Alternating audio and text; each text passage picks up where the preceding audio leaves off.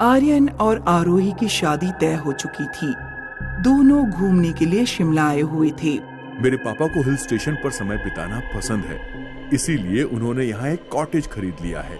हर बार गर्मियों में हमारा परिवार यहीं आकर छुट्टियाँ बिताता है। ये कॉटेज काफी खूबसूरत है। पर इससे ज्यादा खूबसूरत तो तुम हो। कल कुछ खास है, क्या तुम्हें ध्यान है? हाँ, मुझे ध्यान है। अब मुझे ध्यान नहीं रहेगा तो किसे रहेगा? कल तुम्हारा बर्थडे है। कल जब तुम सोकर उठोगी तो तुम्हें तुम्हारा गिफ्ट मिल जाएगा। अगले दिन जब आरोही सोकर उठी तो उसकी आंखों पर पट्टी बंधी हुई थी। मेरे साथ आओ, जब मैं कहूँ तभी अपनी आंखों की पट्टी खोलना। आर्यन आरोही को कॉटेज के बाहर ले गया। जब आरोही ने पट्टी हटाई तो उसके सामने एक काला घोड़ा था। तो बताओ, गिफ्ट कैसा लगा? बहुत सुंदर है। मैं हमेशा से हॉर्स राइडिंग करना चाहती थी। मैं जानता हूँ, तुम्हारी इस ख्वाहिश को पूरा करने के लिए मैंने तुम्हें ये घोड़ा गिफ्ट किया है। आरोही अगले 3 दिन हॉर्स राइडिंग सीखती रही। आज मेरे दोस्त की शादी है। मैंने तुम्हें विशाल के बारे में बताया था ना, जो शिमला में रहता है। हमें वहाँ जाना होगा।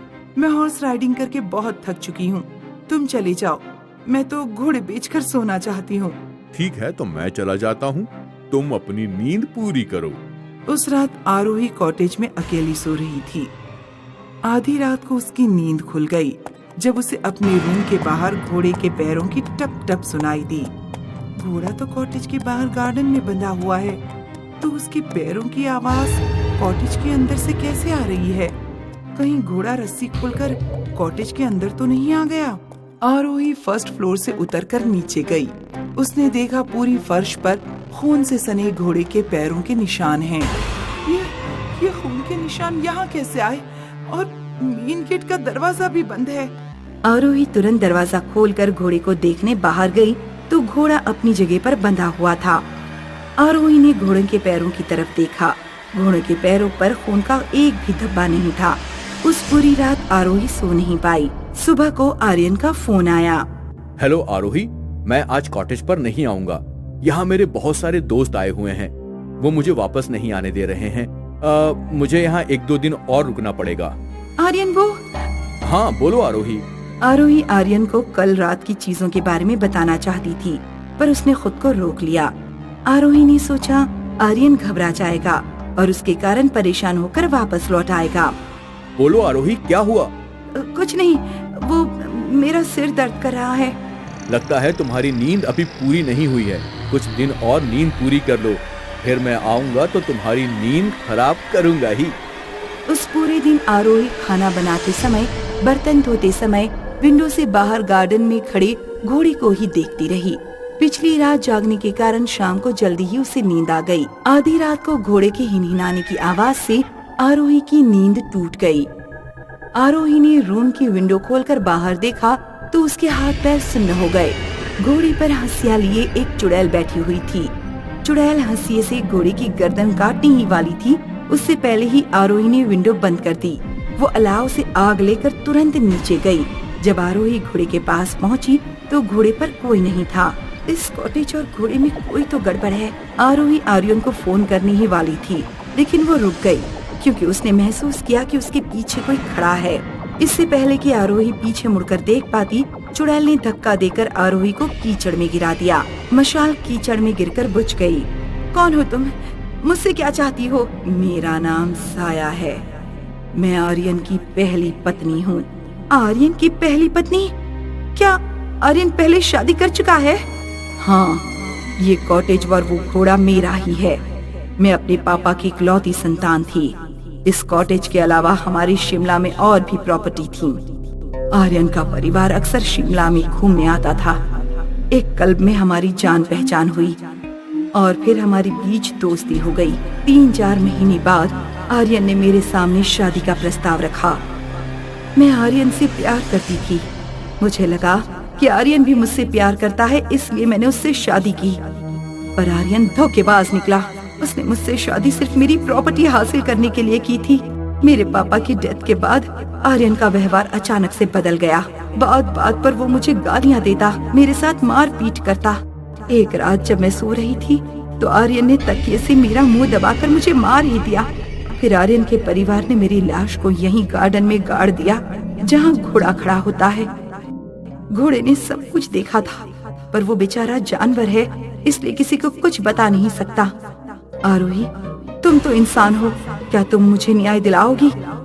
अगले दिन जब आर्यन कॉटेज पर लौटा तो उसने आरोही का चेहरा देखते ही पहचान लिया कि पिछले कुछ दिनों में कॉटेज पर कुछ हुआ है। क्या हुआ आरोही? तुम मुझे ऐसे क्यों देख रही हो? तुम ऊपर से कितने सीधे दिखते हो, लेकिन अंदर से एक जल्लाद हो।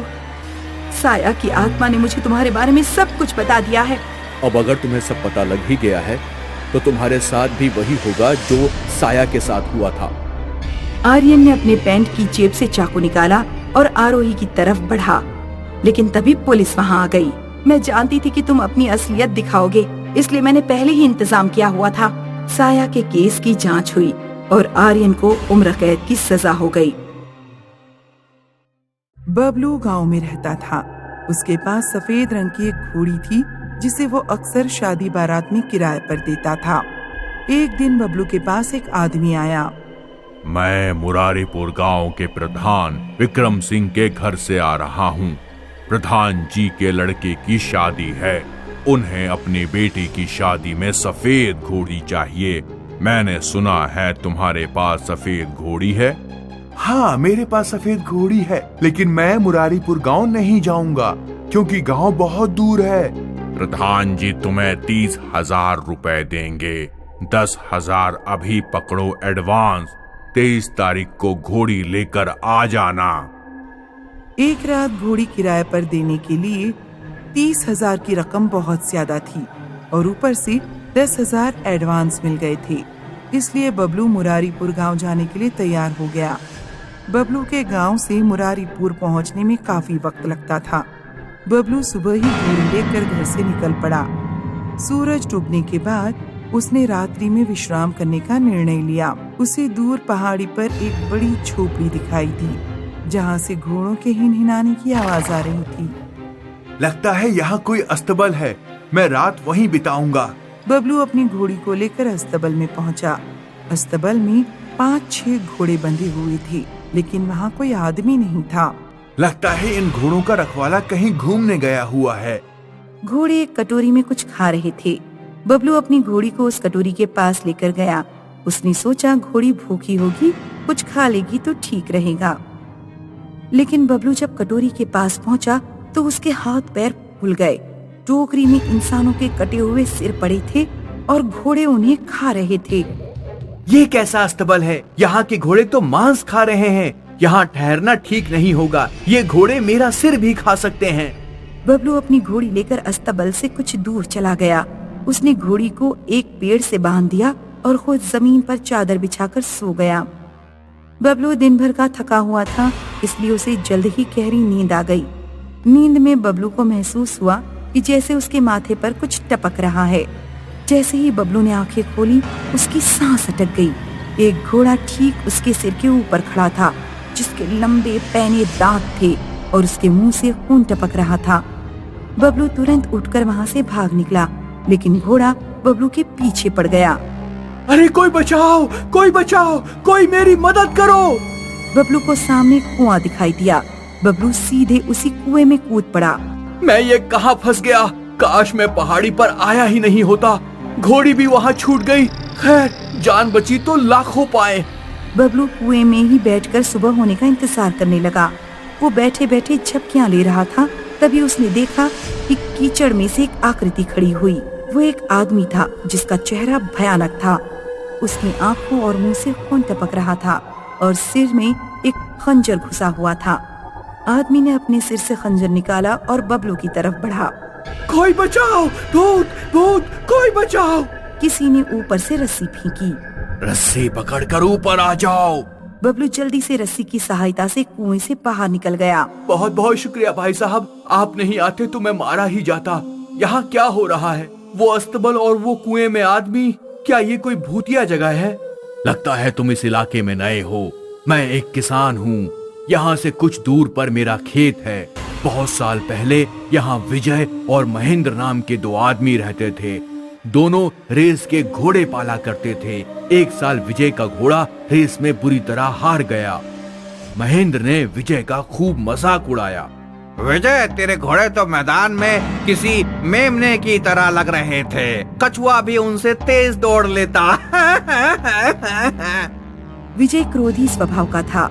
उसने एक रात महेंद्र के अस्तबल में आग लगा दी और अस्तबल को चारों तरफ से बंद कर दिया। महेंद्र सहित सारे घोड़े आग में जलकर मर गए। उसके बाद विजय ने सूखे कुएं में कूदकर आत्महत्या कर ली। उन्हीं की आत्माएं यहाँ भटकती हैं। रात में कभी भी यहाँ अस्तबल दिखाई दे तो यहाँ रुकना नहीं। बबलू ने देखा घोड़ा अभी भी पेड़ से बंधा हुआ है। उसने तुरंत अपने घोड़े को खोला और वहाँ से खिसक लिया।